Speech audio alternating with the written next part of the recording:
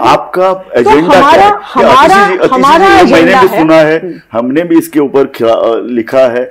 मुझे चाहे आम आदमी, ये सब कांग्रेस ने किया है। ओके, आप बार बार कह रही है, आप आम आदमी पार्टी का एजेंडा क्या है? 2027 इलेक्शन, ये सब लोगों को घर बैठाना है, 100%। हमें देखिए, आज गोवा की पॉलिटिक्स से बाहर फेंकना है, हमको भी अच्छा लगेगा, but what is the agenda of आम आदमी पार्टी?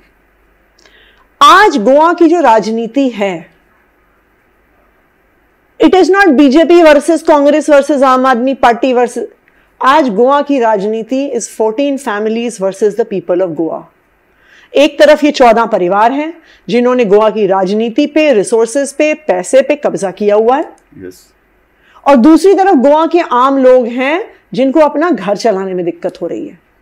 आम आदमी पार्टी का एक ही एजेंडा है। आम आदमी इन लोगों को, आपने जो 6 नाम लिए ना, उनको भी ले रहा है। ये लोग पैसा इलेक्शन में ये कर रहे हैं। आम आदमी party is also doing it, वो भी पैसा डाल रही है। सो पैसा डालना,